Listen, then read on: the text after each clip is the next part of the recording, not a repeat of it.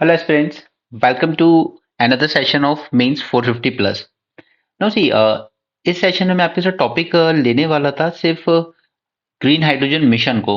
Okay, but then I thought कि अगर हम इसी के साथ ग्रीन हाइड्रोजन को भी इन डिटेल जान लें तो ज़्यादा बेटर होगा।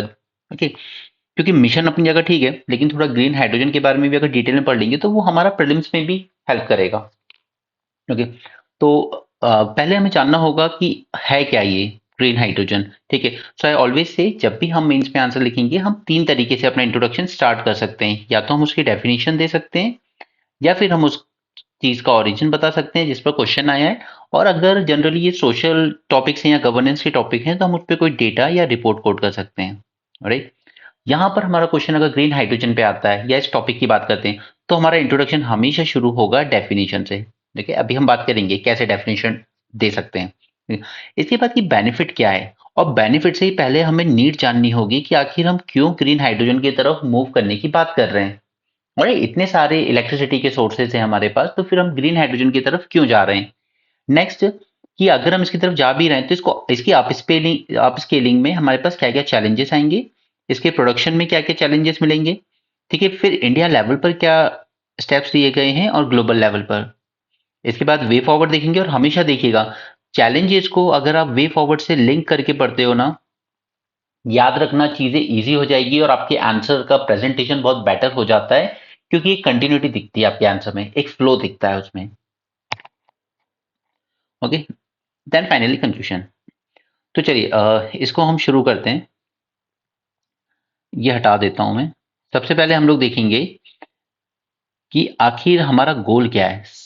फर्स्ट गोल, देखिए आपको पता है कि हम लोग अपनी एनर्जी सिक्योरिटी के लिए हमेशा बाहर डिपेंड है, स्पेशली वेस्ट एशिया पर। राइट, और वहां पर अभी इशू चल रहा है इसराइल और पैलेस्टीन का। ठीक है, उसके बाद ईरान हमारा एक बहुत बड़ा सोर्स हुआ करता था इंपोर्ट का, क्रूड ऑयल का। ठीक है, लेकिन वहां पर भी काफी सारे डिसरप्शन चल रहे हैं। क्लियर। उसी तरीके से ओमान हमारे यहाँ गैस का बहुत बड़ा सोर्स है, जहां से हम गैस इंपोर्ट करते हैं। ओमान के जस्ट बाजू में है यमन, जहां पर काफी सारे प्रॉब्लम्स चल रहे हैं। सऊदी अरेबिया वहां पर अटैक करता रहता है हौथी रेबल्स के अटैक के अगेंस्ट। ओके, तो यहाँ से हम ऑलरेडी ऑलमोस्ट अपने 80% of the energy needs import कर रहे थे। वहां पर इस वक्त काफी ट्रबल चल रहा है। तो ऐसे में हमें अपनी एनर्जी सिक्योरिटी इंश्योर करने की जरूरत है। अब इसके लिए दो चार तरीके हैं हमारे पास। या तो हम अपने यहाँ पर ही ऑयल एंड गैस का प्रोडक्शन बढ़ा लें। ठीक है, जो कि उतना पॉसिबल नहीं है क्योंकि हमारे पास इतने रिजर्व्स नहीं है ऑयल एंड गैस के। ओके, थोड़े बहुत गैस के रिजर्व हैं कावेरी बेसिन, थोड़े बॉम्बे हाई, इन जगहों पर, बट वो सफिशिएंट नहीं है हमारी नीड के अकॉर्डिंग। राइट, नेक्स्ट इज कि हम बायोफ्यूल्स की तरफ चले जाएं। ठीक है, तो हम कोशिश कर रहे हैं first generation second generation biofuels के लिए। काफी प्लांट्स भी लगाए हैं हमने, स्पेशली बिहार टाइप के रीजन में। ठीक है, क्योंकि वहां पर वाटर अवेलेबिलिटी काफी ज्यादा है। उसके अलावा ग्लोबल बायोफ्यूल अलायंस भी लॉन्च किया है हमने, बट अगेन ये भी इतना प्रोडक्शन नहीं कर सकता कि ये हमारी एनर्जी नीड को कंज्यूम कर सेटिस्फाई कर सकें। राइट, नेक्स्ट है न्यूक्लियर फ्यूल। तो हाँ, न्यूक्लियर पावर की तरफ भी हम मूव कर सकते हैं, बट अगेन अभी तक ये हमारे एनर्जी मिक्स में हार्डली कहीं 2.6% कॉन्ट्रीब्यूशन करता है। ठीक है, और इनका जेस्टेशन पीरियड बहुत लंबा होता है। एक न्यूक्लियर प्लांट को लगाने में 5 से 8 साल लग जाते हैं। राइट, तो ये भी इंस्टेंट नहीं है। तो इसके बाद फिर हमारे पास आता है कि कहीं ना कहीं हम हाइड्रोजन फ्यूल की तरफ देखें। ठीक है, hydrogen is considered as a fuel, और सबसे अच्छा फ्यूल क्या है, पहली बात, बहुत ही क्लीन फ्यूल है। ठीक है, वेस्ट प्रोडक्ट्स नहीं जनरेट करता, कोई कार्बन एमिशंस नहीं करता, ज्यादा डिपेंडिंग कि हम किस सोर्स से बनाते हैं। अभी हम देखेंगे grey hydrogen, green hydrogen and so on. Alright, और इसके लिए आपको चाहिए क्या, बस आपको वाटर चाहिए। ठीक है, उसके साथ इलेक्ट्रोलाइजर चाहिए, और एक हाई अमाउंट ऑफ इलेक्ट्रिसिटी चाहिए। ठीक है, इस इलेक्ट्रोलाइजर में यूज, ये तीन चीजें हमें चाहिए और हम प्रोड्यूस कर लेंगे ग्रीन हाइड्रोजन। क्लियर। तो हमारा फर्स्ट गोल ये है कि हम अपनी एनर्जी सिक्योरिटी को इंश्योर करना चाहते हैं। नेक्स्ट है कि हम लोग ग्लोबल हब बनना चाहते हैं ग्रीन हाइड्रोजन के प्रोडक्शन में। ठीक है, अपनी रिक्वायरमेंट तो मीट करनी है, but at the same time हमें वर्ल्ड ओवर काफी एक्सपोर्ट भी करने हैं। इसके लिए हम चाहते हैं we should be an early starter in this. Okay, new emerging field है, इसमें हम अर्ली स्टार्ट करेंगे तो एक अच्छी पावर हाउस बन पाएंगे। राइट, सेल्फ रिलायंट बनना है। अगेन अगर एनर्जी सिक्योरिटी इंश्योर करनी है तो ऑब्वियसली बात है आपको सेल्फ रिलायंट बनना होगा, यानी कि जितनी भी आपकी नीड है एनर्जी रिक्वायरमेंट्स है, उतना प्रोडक्शन आपको करना चाहिए ताकि आपको कहीं से किसी और पर डिपेंड ना रहना पड़े। ऑलराइट। फर्स्ट मूवर मतलब हम इनिशिएट करना चाहते हैं। इसकी एग्जांपल मैं भी आपको बताऊंगा आगे चल के। अडानी ग्रुप ने भी कुछ इन्वेस्ट किए हैं, अंबानी अंबानी ग्रुप तो काफी ज्यादा एक्टिव है इसमें। ऑलराइट। हमारी ओआईसी, ऑयल इंडिया कॉर्पोरेशन ने भी शुरुआत की है। ग्लोबल लेवल पर भी काफी कुछ हुआ है। एंड सबसे इंपॉर्टेंट है कि हम लोगों ने आज आज हमने मेंस 450 में सुबह एक टॉपिक देखा था, decarbonising the agriculture sector, right, which is responsible for around 24% of carbon emission. और यहां पर जब हम बात कर रहे हैं इंडस्ट्रियल सेक्टर की, ठीक है, तो इसका भी global green house gas emission में कंट्रीब्यूशन है अराउंड 25%। तो इसको भी अगर डीकार्बोनाइज करना है, हमें ट्रांजिशन करना है from carbon economy to a neutral economy, तो उसके लिए भी हमें ग्रीन हाइड्रोजन की तरफ देखना होगा। राइट। तो अगर आपको फर्स्ट पार्ट ये पूछा जाए कि कैसे हम ट्रांजिशन कर सकते हैं, क्योंकि हमने अल्टीमेटली क्या गोल रखा है, 2070 तक हमें क्या बनना है, नेट जीरो इकोनॉमी, राइट। ठीक है। तो ये सारे एस्पेक्ट्स आपको उसमें शो होने चाहिए आपके आंसर में, तभी आपका आंसर अच्छा लगेगा। और ये ऐसे कोई भी पॉइंट नहीं है यार जो आपको याद करना पड़े या रट्टा मारना पड़े। These are very simple points, ये नेचुरली आपके अंदर से फ्लो होना चाहिए अगर आपने उतनी ब्रेनस्टॉर्मिंग की है टॉपिक के बारे में। कि इसलिए मैं आपसे कहता हूं चाहे कुछ मिस हो जाए चलेगा, बट इंडियन एक्सप्रेस का एनालिसिस मिस मत करना, क्योंकि ये सारे पॉइंट वहीं से आते हैं। मैं आपको ऐसे कोई पॉइंट नहीं देता जो आपको रॉट लर्निंग करने पड़े जिसमें। ठीक है। तो अल्टीमेटली ये सब हमें हेल्प करेगा to achieve our goal of being a net zero by 2070। ठीक है। Reducing the carbon intensity, reducing emission, जो कि हमने, ये हमारे सब पंचामृत के पार्ट है। अगर आप पहले से प्रिपरेशन कर रहे हो तो आपको पता होगा प्राइम मिनिस्टर ने पंचामृत डिक्लेयर किए थे, उसी में ये पार्ट था, नेट जीरो बनेंगे, कार्बन इंटेंसिटी रिड्यूस करेंगे, अपने ग्रीन हाउस एमिशन रिड्यूस करेंगे बाय 1 बिलियन टन बाय 2030 के। और ये हमारी जो इंडस्ट्रीज हैं, they are responsible for more than 25% of the emissions, right. और इवन ये जो बॉडी है हमारी, इंटरनेशनल रिन्यूएबल एनर्जी एजेंसी, इसने भी कहा है कि हाइड्रोजन फ्यूल जो है ना, it will cover 20% of global energy use by 2050। तो जब इसका शेयर इतना बढ़ने ही वाला है 20%, तो ऑब्वियसली बात है कि we should be a first mover in this direction, we should not be late in moving this. Okay. फिर देखिए, जब हम इंडस्ट्रियल रेवोल्यूशन की बात करते हैं ना, हमने फर्स्ट इंडस्ट्रियल रेवोल्यूशन मिस कर दिया, क्योंकि वो हुआ था 1780s के अराउंड जाके, जब हम कॉलोनी बन चुके थे। और एक सेकंड भी हमने मिस कर दिया, उस टाइम भी इंडिया कॉलोनी था, ब्रिटिश का कभी इतना इंटरेस्ट नहीं था इंडिया को इंडस्ट्रियलाइज करने में। ठीक है।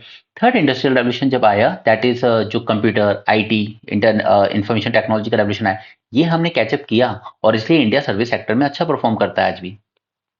अब फोर्थ रेवोल्यूशन की बात होती है, इंडस्ट्री 4.0। ठीक है। ये सब क्या है कि हमें सब कुछ यूज करना है, आर्टिफिशियल इंटेलिजेंस हो, रोबोटिक्स हो, ठीक है, 3D प्रिंटिंग हो, एवरीथिंग एवरीथिंग। ओके। आईओटी, जितना आप सोच सकते हो आजकल टेक्नोलॉजी से कम्युनिकेट करके, कि ये सब इंडस्ट्रियल रेवोल्यूशन 4 का पार्ट है। तो इसी तरह से ये भी एक न्यू इमर्जिंग फील्ड है, हाइड्रोजन एनर्जी, और हमें इसमें we should be a first mover, हमें लूज आउट नहीं करना है। क्लियर। तो चलिए अब हाइड्रोजन के बारे में थोड़ा जान लेते हैं। लाइटेस्ट एलिमेंट होता है, ठीक है, एटॉमिक नंबर आप मुझे बता ही सकते हो कमेंट सेक्शन में अगर चाहो तो। ओके। मोस्ट अबंडेंट है, और हाइड्रोजन में हमें सिर्फ इंटरेस्ट एक ही चीज के लिए है, वो है कि इसको हम एज अ फ्यूल यूज कर सकते हैं। अब दिल्ली में हमने हाइड्रोजन फ्यूल पे रन बसेस का ट्रायल शुरू किया है, राइट। अभी दिल्ली में ट्रायल चल रहा है, तीन या चार बसें हैं, ओके, खाली चल रही हैं, पब्लिक को नहीं बिठाया जा रहा है अभी इनमें। ओके। और ये एनवायरमेंटली फ्रेंडली फ्यूल है, क्योंकि कोई भी कार्बन एमिशन नहीं करता है। ओके। तो ये हमारे क्लाइमेट चेंज का जो हमने टारगेट सेट किया है, 1.5 डिग्री सेल्सियस के अंडर रखना है हमें अपना ग्लोबल टेम्परेचर, उसको अचीव करने में हेल्प करेगा। ऑलराइट। तो ये तो हो गई बेसिक बातें। ये अब हम आएंगे अपने मेन टॉपिक पर। तो सबसे पहले मैं आपको देना चाहूंगा कि इसकी एक प्रॉपर एक डेफिनेशन बना लीजिए कि ग्रीन हाइड्रोजन को आप डिफाइन कैसे करेंगे। ठीक है। See, green hydrogen is the clean hydrogen. First thing is कि एकदम क्लीन है, कोई कार्बन एमिशन नहीं करेगा। ओके। बट ये ग्रीन सब हम इसको इसीलिए कह रहे हैं बिकॉज इसको जनरेट करने के लिए हमने जो इलेक्ट्रिसिटी यूज की है, जो मैंने आपको बताया था अभी, कि हमें वाटर चाहिए, इलेक्ट्रोलाइजर चाहिए, और इलेक्ट्रिसिटी सप्लाई चाहिए। तो जो इलेक्ट्रिसिटी हमने यूज की है, that electricity comes from renewable sources like solar, या विंड बोल लीजिए, या आप हाइड्रो भी बोल सकते हो इसमें। ओके। इन सोर्सेज से आने वाली इलेक्ट्रिसिटी का यूज करके अगर हम कोई हाइड्रोजन जनरेट कर रहे हैं, तो वो कहलाती है हमारी ग्रीन हाइड्रोजन। ओके। और इसमें जो बाय प्रोडक्ट्स होते हैं, वो बाय प्रोडक्ट्स कुछ नहीं होते हैं, सिर्फ वाटर रिलीज होता है, और वाटर वेपर यूज रिलीज होता है, कोई कार्बन एमिशन नहीं है। और यही इसका सबसे बड़ा बेनिफिट है। अरे, तो इसके लिए हमें करना क्या होता है, वाटर लेते हैं हम लोग, उसमें एक इलेक्ट्रोलाइजर का यूज करेंगे, ओके। और उसमें इलेक्ट्रिसिटी का यूज करेंगे। अब वो इलेक्ट्रिसिटी अगर रिन्यूएबल सोर्सेज से आई है तो वो कहलाएगा ग्रीन हाइड्रोजन। ओके। और अगर वो रिन्यूएबल सोर्स से ना के किसी और सोर्स से आई है तो फिर हम कैटेगराइज करते हैं हाइड्रोजन को अलग अलग तरीके से। जैसे यहाँ पे देखिए, एसएमआर या गैसिफिकेशन, ये प्रोसेस का नाम है। ओके। ग्रे हाइड्रोजन की बात करें, ग्रे हाइड्रोजन इसमें जो इलेक्ट्रिसिटी आएगी ना वो या तो मीथेन का यूज करके आ रही है या कोल का यूज करके। राइट। उसी तरीके से अगर वो इलेक्ट्रिसिटी आ रही है न्यूक्लियर पावर से तो उसको हम कहते हैं पिंक हाइड्रोजन। ब्लू हाइड्रोजन, जहां पर आप गैसिफिकेशन वगैरह यूज तो कर रहे हो, मतलब ये प्रोसेस सेम ही है ग्रे हाइड्रोजन जैसा, लेकिन यहां पर कार्बन एमिशन हो रहे थे, ठीक है, रिलीज हो रहे थे एटमोस्फेयर। यहाँ पे हम जो कार्बन हो रहे हैं ना उसको कैप्चर कर लेंगे, कि कार्बन कैप्चर कर लेंगे अराउंड 80 to 90%। तो ये ब्लू हाइड्रोजन कहलाएगा, यानी कि उतने ज्यादा कार्बन एमिशन हमने रिलीज नहीं होने दिए हैं। ओके। यहाँ पर टेक्निक अलग हो जाती है टर्कोइज में, यहाँ पायरोलिसिस यानी कि फायर वगैरह का हम यूज करते हैं, ठीक है, इसमें भी मीथेन का ही यूज होता है। और यहाँ ग्रीन हाइड्रोजन ये है इलेक्ट्रोलिसिस, जहां पर यूज होने वाली इलेक्ट्रिसिटी आती है रिन्यूएबल एनर्जी से। राइट। और इस पे वर्ल्ड ओवर ज्यादा फोकस करना चाहते हैं। बट अभी जो वर्ल्ड ओवर जितना प्रोडक्शन हो रहा है ना हाइड्रोजन एनर्जी फ्यूल का, वो 90% हो रहा है ग्रे हाइड्रोजन। ऑलराइट। इससे मूव करना है वर्ल्ड को। क्लियर। तो ये तो बात हो गई जैसे सिर्फ जनरल बातें, ठीक है, ये आपके प्रीलिम्स में काम आएगा, ये वैसे और कहीं नहीं जानना है आपको, सिर्फ प्रीलिम्स से काम आएगा। बस याद ही रखिएगा कि अभी वर्ल्ड ओवर ज्यादा प्रोडक्शन हो रहा है 90% ग्रे हाइड्रोजन से। बस ग्रे हाइड्रोजन ब्लू हाइड्रोजन में इतना फर्क है कि यहाँ पर कार्बन एमिशन होते हैं, यहाँ पर हम इस कार्बन को कैप्चर कर लेते हैं, ठीक है। और अगर न्यूक्लियर एनर्जी से आई है वो इलेक्ट्रिसिटी तो हम उसको कहेंगे पिंक, पिंक हाइड्रोजन। ओके। अब मैं आपके साथ डिस्कस करूंगा पूरा ग्रीन हाइड्रोजन, ठीक है। अभी हम थोड़ा ग्रीन हाइड्रोजन मिशन को साइड में रखते हैं, उसको लास्ट में देखेंगे। पहले हम ग्रीन हाइड्रोजन को अच्छे से समझ लेते हैं कि है क्या ये। तो देखिए, अभी प्रेजेंट में अगर आप कॉस्ट ऑफ प्रोडक्शन देखेंगे ना इसकी ग्रीन हाइड्रोजन की, तो ये 350 रुपीज पर केजी पड़ता है, बहुत ज्यादा है, ठीक है। अगर ये प्रोडक्शन कॉस्ट ही 350 है तो ये मार्केट तक आते आते 500-600 होगी, जो कि आप नहीं पे करोगे, कोई पे नहीं करेगा 1 kg फ्यूल का, है ना। तो प्लान ये है कि इस कॉस्ट को रिड्यूस किया जाए 160 रुपीज पर केजी तक बाय 2930। ओके। और इसी के लिए मुकेश अंबानी ने एक कीवर्ड दिया था जो मुझे लगता है शायद यूपीएससी इस तरह की चीजें पूछता है आपसे जनरल अवेयरनेस में, प्रीलिम्स में, ठीक है। 111 स्ट्रेटेजी। इसका गोल क्या था कि हमें इसकी प्राइस लानी है $1 तक। ओके। $1 यानी अराउंड 85 रुपीज समथिंग, ठीक है। अभी अभी कितना है 350 रुपीज, बहुत ज्यादा है, ठीक है। 85 रुपीज तक लानी $1। ओके। और 1 kg की प्राइस, ओके, यानी पर केजी $1 पर केजी। और कब तक लानी है 1 डेकेड में। ओके। इसीलिए इसको कहा गया है 111 टारगेट। क्लियर है यहां तक। चलिए, अब देखते हैं कि हमें ग्रीन हाइड्रोजन की नीड क्या है। तो ऊपर मैंने आपके साथ कुछ चीजें डिस्कस कर दी हैं, बाकी और भी चीजें भी डिस्कस करते हैं। सबसे पहला कि हमारा जो एनर्जी बिल है इंपोर्ट का, उसे हमें रिड्यूस करना है, ठीक है। क्योंकि हम लोग अपना 85% ऑफ क्रूड ऑयल इंपोर्ट करते हैं, राइट। 50% ऑफ और गैस हम लोग इंपोर्ट करते हैं। नेचुरल गैस से भी इलेक्ट्रिसिटी बनाते हैं, राइट। नेचुरल गैस का यूज हम लोग फर्टिलाइजर प्लांट में भी करते हैं, फर्टिलाइजर बनाने के लिए, राइट। तो ये जो एनर्जी बिल है जिससे हमारा ऑलमोस्ट हम लोग हर साल करीब करीब 12 ट्रिलियन रुपीज खर्च करते हैं इंपोर्ट पे। ओके। इस बिल को हमें सेव करना है। सो ग्रीन हाइड्रोजन जो है वो हमारे लिए बून हो सकता है इस प्रॉब्लम से ओवरकम करने के लिए, जो कि ये प्रॉब्लम हमारे पर हमेशा है। और ये माना जाता था कि इंडिया इस प्रॉब्लम को हमेशा फेस करेगा, ठीक है। ये एक ऐसा डायलेमा है जिससे इंडिया बाहर निकल नहीं सकता चाहते हुए भी, क्योंकि हमारे पास रिजर्व नहीं है, हमारी जमीन में है नहीं क्रूड ऑयल गैस वगैरह। ओके। तो green hydrogen can be A boon for us. Okay. Now, और क्योंकि ये क्लीन फ्यूल है तो ऑब्वियसली बात है कि हमारे यहाँ पर जो हेल्थ एनवायरनमेंट है इसको भी इनडायरेक्टली बेनिफिट करेगा, राइट। हमारे फॉरेक्स रिजर्व सेव करेगा जो इतना सारा आउटफ्लो होता है इंपोर्ट करने में। ठीक है। उसके बाद याद कीजिए हमने आईएनडीसी टारगेट सेट करे हैं पेरिस क्लाइमेट के अंडर में, तो इनको अचीव करने में भी ये हमारी हेल्प करेगा, राइट। देन अभी हमारे यहाँ जो इलेक्ट्रिसिटी बनती है वो 70% बनती है कोल से, ठीक है। अल्टीमेटली क्या होता है, पॉल्यूशन होता है, राइट। अब और चीजें रिलेट कीजिए, कोल की माइनिंग के जो प्रोजेक्ट्स वगैरह आते हैं वो जनरली आते हैं फॉरेस्ट एरियाज में डोमिनेटेड बाय ट्राइब्स। तो उसमें क्या होता है, लोगों का डिस्प्लेसमेंट होता है, ओके। उनकी लाइवलीहुड इंपैक्ट होती है। इस तरीके से सारी चीजें आप कनेक्ट कर सकते हो, ठीक है। तो ये कोल डिपेंडेंस पे हमारे कोल पे हमारी डिपेंडेंस कम करेगा, वो अल्टीमेटली हमारे एनवायरनमेंट को भी बेनिफिट करेगा। और जो हमारे लोगों का डिस्प्लेसमेंट, मतलब जो भी सोशल प्रॉब्लम्स आती हैं, ठीक है। आज नक्सलिज्म की सबसे बड़ा जड़ क्या है, नक्सलिज्म का डिस्प्लेसमेंट। क्या आपने ट्राइब्स को उनके जंगलों से, उनकी जमीन से बाहर निकाला है माइनिंग कंपनीज की वजह से, वो नक्सलिज्म का सबसे बड़ा रीजन है, राइट। तो हमारी जो सोशल प्रॉब्लम्स है उनको भी सॉल्व करेगा along with our economic problems, right. Next is future energy demand. अब हम लोग बात करते हैं कि हमें हैवी इंडस्ट्रियलाइजेशन करना है अपने देश में, क्योंकि पहले तो हम मिस कर गए, बट अब हम लोग इंडस्ट्रियलाइज इकोनॉमी बनना चाहते हैं। हमने क्या गोल रखा है 2047 तक, हमें क्या बनना है, डेवलप्ड इकोनॉमी। तो ऑब्वियसली बात है, और फिर हमें अपने लोगों का जो लिविंग स्टैंडर्ड है वो भी इंप्रूव करना है। अरे, लिविंग स्टैंडर्ड इंप्रूव करना तो ऑब्वियसली बात है कि सबसे ज्यादा, आज भी हमने न्यूज़पेपर में डिस्कस किया था कि सबसे जरूरी क्या है, इलेक्ट्रिसिटी एक्सेस। ये एक सबसे बड़ा प्री रिक्विसाइट है अगर सोशियो इकोनॉमिक डेवलपमेंट करनी है अपने लोगों की, राइट। तो इसके लिए आपकी जो फ्यूचर एनर्जी डिमांड होगी वो ऑब्वियसली राइज करेगी। आज हमारे यहाँ अगर 10 लाख यूनिट ऑफ इलेक्ट्रिसिटी हम लोग बना रहे हैं, तो कल को हमें और ज्यादा की जरूरत पड़ेगी। ओके। तो उस फ्यूचर एनर्जी डिमांड को मीट करने के लिए भी या तो हमें कोल पे डिपेंड रहना पड़ेगा, तो हम और कोल माइनिंग करेंगे और पॉल्यूशन करेंगे अपने एनवायरमेंट को। और याद कीजिए, अभी ऑस्ट्रेलिया से अडानी ग्रुप ने एक माइन लीज पर लिए, और वो सबसे बड़ी माइन है वहां की, ठीक है। उससे कोल इंपोर्ट किया जा रहा है इंडिया में। अभी कुछ स्कैंडल भी सामने आया था कि सपोज वहां से ही अगर खरीद रहे हैं 100 रुपीज का, तो वो कोयला इंडिया में लाके 200 रुपीज की ओवर बिलिंग करके बेचा जा रहा है। ओके।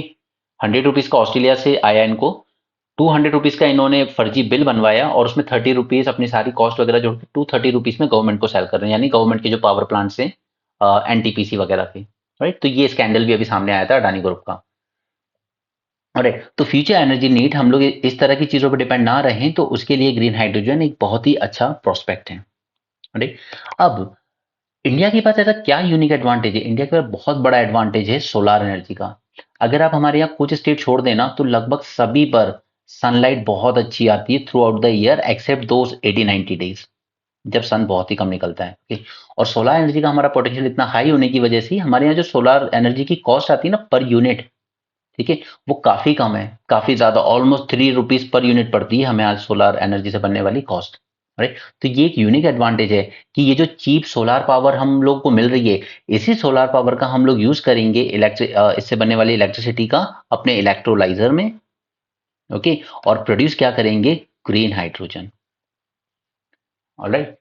अब उन कंट्रीज का सोचिए जहां पर इतनी ज्यादा सोलर पावर नहीं होती, या जहां पर इतनी ज्यादा विंड अच्छे से फ्लो नहीं करती थ्रू आउट द ईयर। हमारे यहाँ तो विंड भी बहुत अच्छी फ्लो करती है, क्योंकि कोस्टल भी जो हमारी बाउंड्री है वो बहुत लंबी है।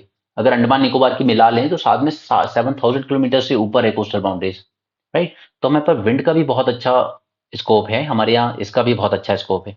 आप दूसरी कंट्रीज के पास आप जाएंगे तो उसके पास क्या है, ले देखिए, या तो वो हाइड्रो पावर पे डिपेंड होगा या फिर न्यूक्लियर पावर पे। ओके। वो भी क्लीन फ्यूल मानी जाती है। ओके। तो इंडिया के पास ये जो एडवांटेज है इसको मिस नहीं करना चाहिए। ऑलराइट। बहुत ही लो टैरिफ है हमारे यहाँ सोलर और विंड पावर के, क्योंकि काफी लार्ज लैंड मास है, काफी ऐसा बैरन लैंड भी पड़ा हुआ है हमारे थार डेजर्ट टाइप, जहां पर बड़े बड़े प्लांट लगाए गए हैं सोलर के। Okay. Floating solar power plant भी लगाए जा रहे हैं कई जगहों पे। तेलंगाना में लगाया गया एक लेक पर, अगर आपको उस लेक का नाम पता हो तो जरूर बताइएगा। ठीक है। मध्य प्रदेश में लगाया गया है ओमकारेश्वर में। राइट। तो इस तरह की चीजें, तो हमारे पास जो एडवांटेज है उसे हमें वेस्ट नहीं करना चाहिए। ठीक है। अब देख लेते हैं एडवांटेजेस क्या हैं हाइड्रोजन के। ओके। अब देखिए, मैंने यहाँ पे एडवांटेज चैलेंजेस काफी सारे हाईलाइट करे हैं, मैंने इसलिए लिखे हैं ताकि सबकी अपनी अपनी कैपेबिलिटी होती है। आपको जो पॉइंट इजी लगे, जो लगता है आपको ये नेचुरली याद रह जाएगा, इजीली रिकॉल कर सकते हैं एग्जाम हॉल में, आप वो याद रखो, ठीक है। सारे पॉइंट्स याद रखने की जरूरत नहीं है। सबसे पहला, इन्वेस्टमेंट पोटेंशियल एक नया इन्वेस्टमेंट अपॉर्चुनिटी देता है बिजनेसमैन को। माना जाता है कि अराउंड $44 बिलियन तक का स्कोप है यहाँ पर, कि आप इतना इन्वेस्ट कर सकते हो, ओके, बाय 2030। तो ये एक नई इन्वेस्टमेंट अपॉर्चुनिटीज देता है। अभी मैं आगे आपके साथ अडानी ग्रुप और अंबानी ग्रुप के प्रोजेक्ट्स को डिस्कस करूंगा, तो आप उसे समझ जाएंगे, राइट। क्योंकि हमें देखिए काफी इलेक्ट्रिसिटी की जरूरत पड़ती है अपने स्टील सेक्टर में, या अमोनिया जो फर्टिलाइजर सेक्टर होता है, इनमें काफी इलेक्ट्रिसिटी, गैस वगैरह की जरूरत पड़ती है। तो अगर वो आने वाली इलेक्ट्रिसिटी यहाँ से बढ़ जाए तो काफी अच्छा रहेगा। ठीक है। फिर इसके बाद लो कार्बन फुटप्रिंट होते हैं इसके, हम देख ही चुके हैं कि जो भी एमिशन वगैरह हो रहे हैं वो कुछ नहीं है, वाटर वेपर वगैरह ही एमिट होते हैं। राइट। सो लो कार्बन फुटप्रिंट, कोई ग्रीन हाउस गैस एमिशंस नहीं हो रहे हैं इसमें। राइट। तो हम लोग एक क्लीन इकोनॉमी की तरफ बढ़ सकते हैं। Less capital import. अब याद कीजिए कि हमने जब सोलर एनर्जी को पुश किया था, तो इसमें आज भी हम लोग जो पीवी फोटोवोल्टेइक सेल्स हैं, ये कहाँ से इंपोर्ट कर रहे हैं, पूरे चाइना से इंपोर्ट करते हैं हम लोग। ठीक है। आज भी हमारे यहाँ फोटोवोल्टेइक सेल की मैन्युफैक्चरिंग कैपेसिटी हम लोग इतनी अच्छी नहीं बना पाए। राइट। तो इसमें एटलीस्ट ग्रीन हाइड्रोजन में ऐसे कोई इक्विपमेंट नहीं लगेंगे, यहाँ पर सिर्फ लगता है इलेक्ट्रोलाइजर। ओके। और इसके लिए भी हम लोगों ने अलग से स्कीम लॉन्च की है। हम लोगों ने इसके लिए प्रोडक्शन लिंक इंसेंटिव स्कीम में भी इसको ऐड किया है कि इलेक्ट्रोलाइजर में भी हमें मैन्युफैक्चरिंग पहले बढ़ावा देना होगा, तब जाकर हम ग्रीन हाइड्रोजन की तरफ बढ़ पाएंगे। ओके। Now it also acts as a good storage material. अब देखिए जो रिन्यूएबल एनर्जी है ना, ये सोलार विंड वगैरह, इनमें सबसे बड़ा इशू है कि इनकी स्टोरेज का बहुत प्रॉब्लम होता है। ठीक है, इनको स्टोर करने की बड़ी दिक्कत है। तो वही इलेक्ट्रिसिटी अगर हमने ग्रीन हाइड्रोजन बनाने में यूज कर ली, तो इनडायरेक्टली कहीं ना कहीं हमने स्टोर कर ली उस एनर्जी को। ऑलराइट। तो ये एक अच्छा हमें एक एक अच्छी स्टोरेज ऑप्शन भी देता है हमें। Alright. Next is higher energy value. अब अगर इसको मैं आपको कंपेयर करके दिखाऊं डीजल से, ओके, कि डीजल कितनी वैल्यू देता है, तो 1 किलो ऑफ हाइड्रोजन ये ऑलमोस्ट 3 टाइम्स मोर एनर्जी देता है than suppose 1 kilo of diesel. Okay, KG के टर्म में बात कर रहे हैं, ठीक है। मगर ये डीजल से 3 टाइम्स ज्यादा एनर्जी पोटेंशियल रखता है। यानी कि इस पे चलने वाली बसें 3 टाइम्स ज्यादा डिस्टेंस कवर करेंगी उतने ही में जितने में डीजल कवर कर रहा है। राइट। तो ये हो गए कुछ एडवांटेजेस जो मैं ऊपर भी डिस्कस कर चुका था आपके साथ। अब हम आ जाते हैं चैलेंजेस पर।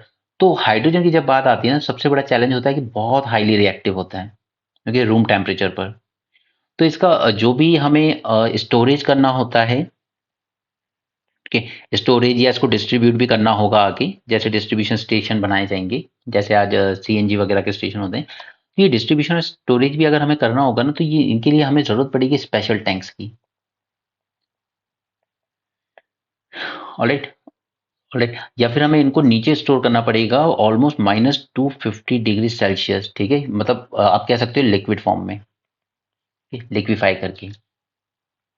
राइट। और फिर क्योंकि ये अगर लिक्विफाई नहीं किया और ये गैस के फॉर्म में स्टोर किया, तो सोचिए कितना वॉल्यूम कंज्यूम करेगा, कितने बड़े बड़े टैंक्स बनाने पड़ेंगे हमें। राइट। क्योंकि ऑयल तो ऐसी चीज है लिक्विड फॉर्म में, तो वो कम एरिया में भी स्टोर हो जाता है, लेकिन ये गैसियस फॉर्म में रहेगा, तो इसको स्टोर करना काफी मुश्किल हो जाएगा। ठीक है। तो ये इसके लिए फिर हमें एक प्रॉपर डेडिकेटेड इंफ्रास्ट्रक्चर बनाना पड़ेगा सेपरेट। ठीक है। इसके सेपरेट स्टील पाइप्स हमें डालने होंगे। ठीक है। क्योंकि इसमें फेलियर के चांसेस बहुत ज्यादा हो जाएंगे, क्योंकि बहुत हाईली रिएक्टिव होती है ये गैस। राइट। फिर इसका ट्रांसपोर्ट करने के लिए भी हमें डेडिकेटेड पाइपलाइन बनानी होंगी। ठीक है, ऐसा नहीं है कि जिस पाइपलाइन से हम ऑयल और दूसरी गैसेस कर रहे हैं, याद होगा ना आपको गेल गेल इंडिया, इसका क्या काम है, वो यही काम करता है, पाइपलाइन वगैरह ही बनाता है पूरे इंडिया में, यहाँ से वहां इधर से उधर। ठीक है। वो भी हम इंफ्रास्ट्रक्चर में कवर करेंगे, वो गैस पाइपलाइन वगैरह पे मेंस में क्वेश्चन आते हैं कई बार, जैसे रोडवेज पे आता है तो उसमें भी आता है गैस डिस्ट्रीब्यूशन नेटवर्क पे, वो भी हम कभी बात करेंगे उसकी। ठीक है। तो इसके सेपरेट पाइपलाइन बनेंगी। ठीक है। तो पूरा इंफ्रास्ट्रक्चर ही इसका सेपरेट बनाना पड़ेगा, ऐसा नहीं है कि हम वही इंफ्रास्ट्रक्चर यूज कर पाएंगे। नहीं। दूसरा, नेक्स्ट एक प्रेशर पड़ेगा लैंड पर। ओके। क्योंकि देखिए पहले तो हमें कन्वर्ट करना होगा इलेक्ट्रिसिटी को हाइड्रोजन में। ठीक है। फिर उसको शिप करोगे, स्टोर करोगे, या फिर वापस से इलेक्ट्रिसिटी में कन्वर्ट करोगे। बट ये सब करने के लिए आपको काफी सारा इलेक्ट्रिसिटी चाहिए, वो भी फ्रॉम रिन्यूएबल सोर्सेज। अरे, अब रिन्यूएबल सोर्सेज के लिए या तो आप विंड पावर प्लांट लगाओगे या सोलार पावर प्लांट लगाओगे, तो अल्टीमेटली दोनों क्या मांगेंगे आपसे, लैंड। लैंड तो दीजिए ये प्लांट लगाने के लिए। ठीक है। तो ग्रीन हाइड्रोजन बनाने के लिए indirectly, not directly but indirectly हमारे लैंड पर प्रेशर आएगा, और बड़े सोलार पावर प्लांट्स लगाने पड़ेंगे, और बड़े विंड फार्म लगाने पड़ेंगे। ओके, तभी तो रिन्यूएबल एनर्जी जनरेट कर पाएंगे ना हम। राइट। दूसरा है कॉस्ट, इसका एक इशू है, मैं ऑलरेडी बता ही चुका हूं आपको, ऑलमोस्ट 350 रुपीज पर केजी पड़ता है। ठीक है। डॉलर के टर्म में कन्वर्ट करोगे तो अराउंड $3.5 जाएगा। राइट। और हमने गोल क्या रखा है, 1-1-1 स्ट्रेटेजी, कि हम इसको $1 पे लाएंगे पर केजी। ठीक है, एक डेकेड में। ठीक है, ये प्रेजेंट कॉस्ट है, ये फ्यूचरिस्टिक कॉस्ट है। तो इसको कम करने में भी जो चैलेंज है वो काफी दिक्कत देगा, क्योंकि इसको अगर ये कॉस्ट आपको रिड्यूस करनी है ना, तो इसके लिए आपको दो चीजें करनी होंगी। पहला, आपको टेक्नोलॉजी में इन्वेस्ट करना होगा, टेक्नोलॉजी और एफिशिएंट बने। और दूसरा, आपको और इनोवेटिव होना पड़ेगा। ठीक है। यही दो तरीके हैं इस कॉस्ट को कम करने की। राइट। स्टोरेज एंड ट्रांसपोर्ट की बात कर चुका हूँ, यही कि -250 पे इसको लिक्विफाई करना होगा, फिर हम कर पाएंगे, और उसके बाद उसकी रिएक्टिविटी का लेवल तो बहुत दिक्कत होगी। ओके। Now electrolyser supply. तो यस, ये इलेक्ट्रोलाइजर सप्लाई में प्रॉब्लम ये है कि एक तो ये ऑलरेडी अभी बहुत एक्सपेंसिव है, पहला रीजन। और दूसरा कि इनका सप्लाई ऑलरेडी बहुत शॉर्ट है, there is already supply shortage world over. ठीक है। तो पहले तो इलेक्ट्रोलाइजर मैन्युफैक्चरिंग पे हमें वर्क करने की जरूरत है, ये एक चैलेंज होगा। ओके। इसके बाद लिमिटेशन ऑन यूज। देखिए वैसे वेरियस सेक्टर में यूज़ किया जा सकता है, ठीक है? जैसे कि स्टील में, स्टील पावर प्लांट में यूज़ कर सकते हैं, फर्टिलाइज़र वगैरह बनाने में कर सकते हैं, रिफाइनरीज़ में भी यूज़ कर सकते हैं। बट अगेन प्रॉब्लम वही आती है कि जब इलेक्ट्रिक व्हीकल की बात करते हैं ना, तो जो बैटरी वाला काम भी जो चल रहा है, वो ज़्यादा एफिशिएंट है as compare to this hydrogen. Okay, क्योंकि अगर हम शॉर्ट टर्म की बात कर रहे हैं, जैसे आज आप लोग ऑटो वगैरह लेते हैं, ई-रिक्शा, ठीक है? तो वो शॉर्ट डिस्टेंस चलता है, 1 किलोमीटर, 3 किलोमीटर, 5 किलोमीटर, तो उसके लिए बैटरीज़ हमेशा ज़्यादा एफिशिएंट रहेंगी। लेकिन बात जब लॉन्ग डिस्टेंस की आएगी, ओके, बात जब भी लॉन्ग डिस्टेंस की आएगी, लाइक एक सिटी से दूसरे का जाना है या हरियाणा से आपको दिल्ली जाना है, तो उसमें हाइड्रोजन का स्कोप ज़्यादा होगा। ऑलराइट, तो कुछ लिमिटेशंस हैं कि शॉर्ट टर्म पे चलने वाले व्हीकल्स के लिए ये उतनी ज़्यादा एफिशिएंट नहीं होगी। ओके, और अगर सबसे अच्छा आप मुझसे पूछें कि इसका सबसे अच्छा यूज़ कहाँ हो सकता है, तो वो होगा पावर सेक्टर में। ऑलराइट, चलिए, तो ये तो बात कर ली हमने ग्रीन हाइड्रोजन की, हमने उसके एडवांटेजेस देख लिए, हमने उसके चैलेंजेस भी देख लिए। क्लियर, हमने नीड भी देख ली थी कि हमें ग्रीन हाइड्रोजन की नीड क्या है। अब हम आ जाते हैं ग्रीन हाइड्रोजन मिशन पर, जो कि हमारा मेनली टॉपिक था आज का। बट मैंने सोचा कि पहले आपको ग्रीन हाइड्रोजन के बारे में भी अगर हम सब कुछ कर लें तो बेटर रहेगा। ओके, तो चलिए अब हम देख लेते हैं मिशन को। ठीक है, पहले हमने इस मिशन में टारगेट रखा है कि हमें क्रिएट करना है production of 5 million ton by 2030। Okay, this is first target, 5 million ton. इसको याद रखिएगा कि एक बार क्या होता है, यूपीएससी के साथ ना प्रीलिम्स में खेल कर देता है। वो इसी को 50 मिलियन टन करेगा और आपको लगेगा हाँ ये तो ठीक है, हो सकता है इतना कर रहे हैं, इतना नहीं है, इतना बड़ा हाई गोल नहीं है। अभी से 5 मिलियन टन का ही गोल है, क्योंकि मैंने आपको इतने सारे चैलेंजेस दिखाए, तो obvious सी बात है वो आसान नहीं है ना, कॉस्ट भी अभी इतनी ज्यादा आ रही है, क्या करोगे ज्यादा प्रोडक्शन करके। अरे, फिर गवर्नमेंट ने इसी स्कीम में काफी सारे इंसेंटिव्स दिए हैं, both for manufacturers as well as consumer. पहला, inter state transmission charge will be waived for 25 years. Okay, अब जैसे सपोज कीजिए कि राजस्थान में सोलार पावर का यूज हो रहा है, ठीक है? बिहार में है कोई फर्टिलाइजर कंपनी फैक्ट्री जो यूरिया बना रही है। ऑलराइट, अब सपोज कि यहाँ बीच में कोई ग्रीन हाइड्रोजन का प्लांट लगा भी ले, ठीक है? सपोज यूपी ने लगा लिया। ओके, तो राजस्थान से ये जो सोलार पावर यूपी भेजी जाएगी ना, उसमें लगते हैं ट्रांसमिशन चार्जेस। तो ये सोलार पावर जो यहाँ से आ रही थी 3 रुपीज यूनिट में, ये इस पे एक्स्ट्रा चार्जेस लगेंगे, और सपोज ये महंगी हो गई 7 रुपीज यूनिट, चार्जेस लगने के बाद फिर ये सप्लाई की जाएगी बिहार में यूरिया पावर प्लांट में मैन्युफैक्चरिंग के लिए, तो इसकी कॉस्ट और कुछ बढ़ जाएगी 10 रुपए। तो अल्टीमेटली क्या हुआ कि ग्रीन हाइड्रोजन प्रोड्यूस करने के लिए जो इनपुट कॉस्ट लग रही थी वही महंगी हो गई। तो उस कॉस्ट को कम करने के लिए, मैन्युफैक्चरर्स को इंसेंटिवाइज करने के लिए, सरकार ने इंटर स्टेट ट्रांसमिशन जो किया जाएगा, ये सोलार पावर का एग्जाम्पल जो हमने देखा, उसका चार्ज वेव्ड ऑफ कर दिया गया है फॉर नेक्स्ट 25 ईयर्स। ऑलराइट, तो दिस इज वन प्रोविजन।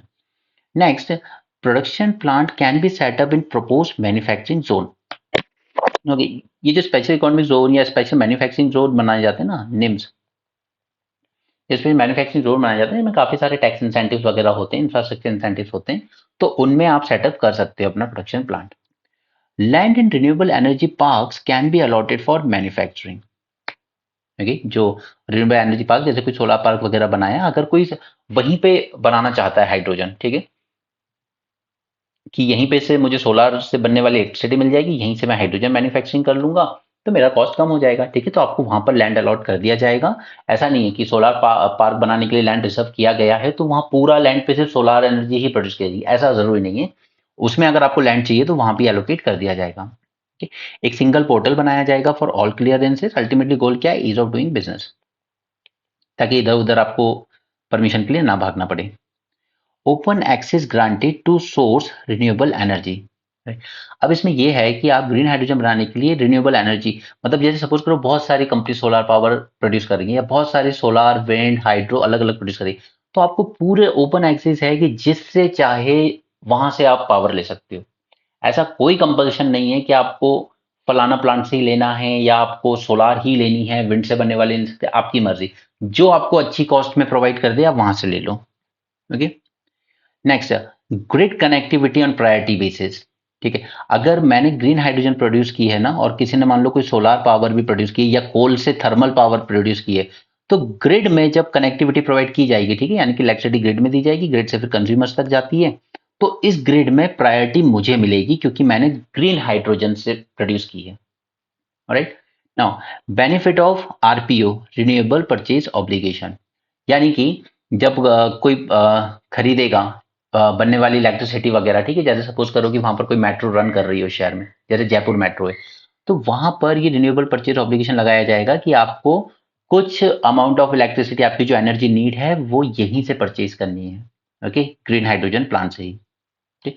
और बंकर्स बनाए जाएंगे near port for storage and export, वो हमने बात की उधर, ठीक है, कि इनका स्टोरेज ऑलरेडी काफी डिफिकल्ट है, तो इनको बहुत अच्छे वाटर टाइट कंटेनर्स वगैरह में रखने की जरूरत पड़ेगी।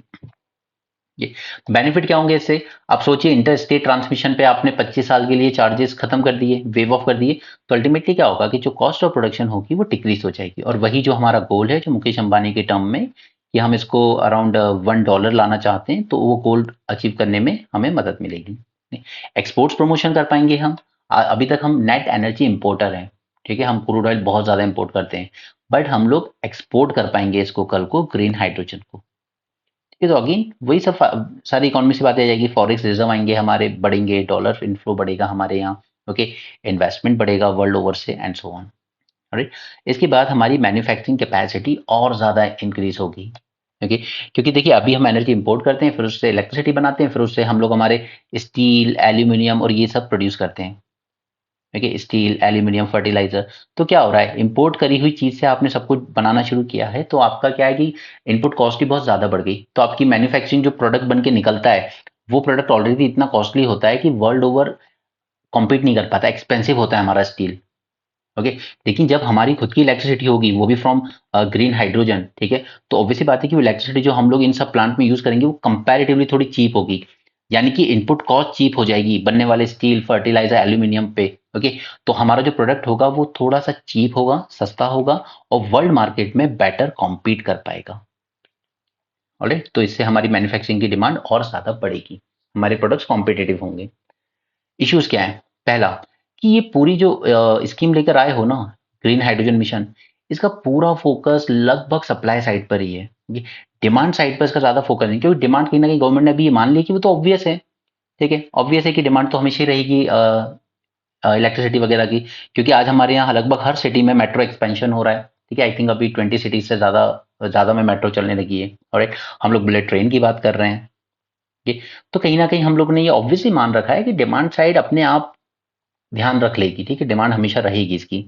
Now support for new technology, अब हमने ऊपर देखा था कि अगर ये कॉस्ट ऑफ प्रोडक्शन कम करना है, इसको स्केल अप करना है, तो उसके लिए हमें टेक्नोलॉजी में रिसर्च एंड डेवलपमेंट करने की जरूरत है, ठीक है, कुछ इनोवेटिव स्टेप्स लेने की जरूरत है ताकि इस कॉस्ट को कम कर सकें। लेकिन इस स्कीम में ये जो मिशन है ग्रीन हाइड्रोजन मिशन, एटलीस्ट इसमें हमने ऐसा कुछ प्रोविजन नहीं रखा है कि हम टेक्नोलॉजी इंप्रूव करने के लिए क्या सपोर्ट देंगे आपको, ठीक है, एटलीस्ट अभी के लिए गवर्नमेंट ने इस पर कोई ध्यान नहीं दिया है।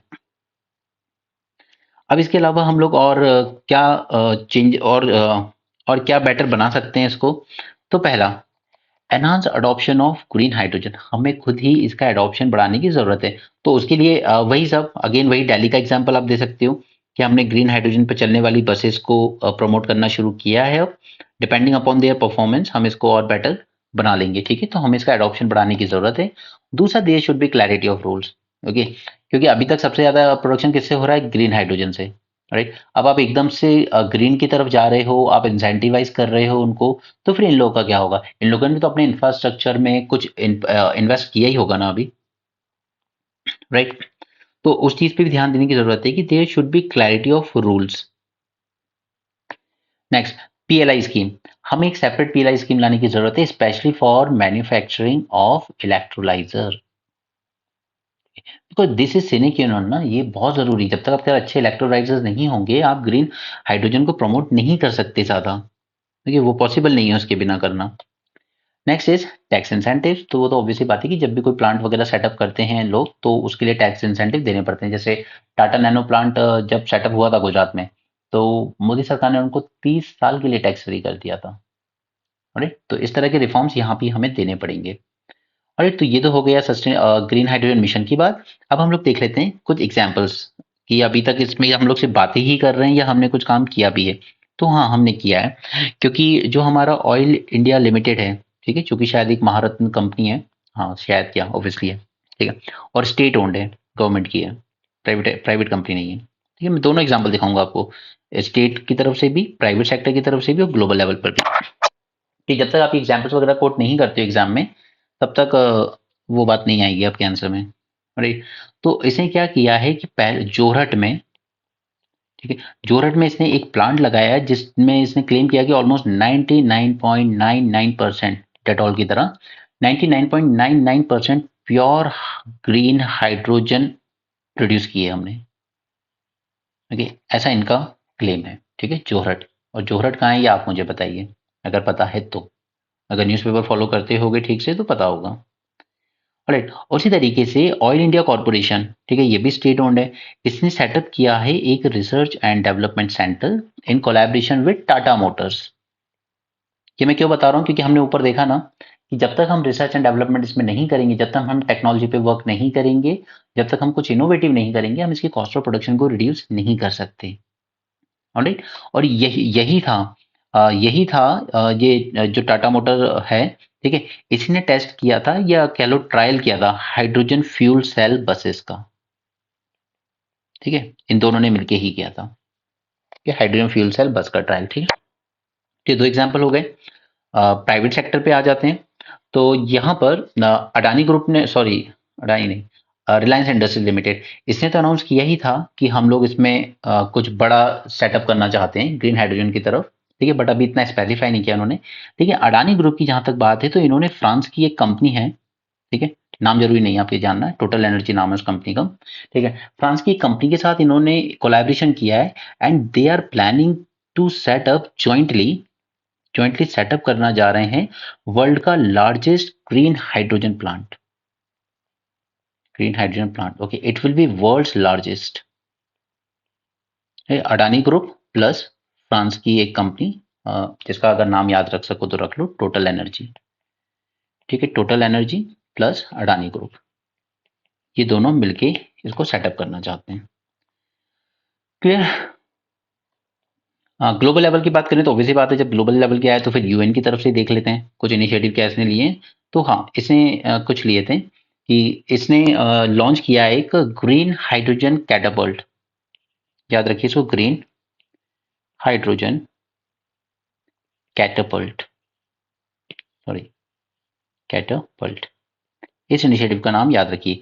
यूएन का इनिशिएटिव है और इसका गोल क्या है, इसका गोल है that it will increase the green electrolysers, जो इलेक्ट्रोलाइजर्स हैं, it will increase the green electrolyzers from 25 gigawatts to 45 gigawatt by 2027।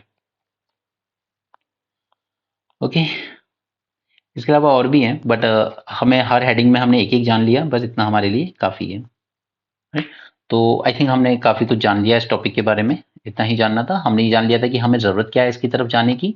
हमने इसकी एक प्रॉपर डेफिनेशन देख ली, दैट इज़ कि अगर हम लोग ग्रीन एनर्जी, ऐसी एनर्जी जो रिन्यूएबल सोर्सेज से ड्राइव है, वो इलेक्ट्रिसिटी का यूज करके हम लोग हाइड्रोजन प्रोड्यूस कर रहे हैं, जिसमें आउटपुट जो रिलीज हो रहा है वो सिर्फ वाटर या वाटर वेपर ही हो रहा है, तो ऐसी हाइड्रोजन को हम ग्रीन हाइड्रोजन कहेंगे।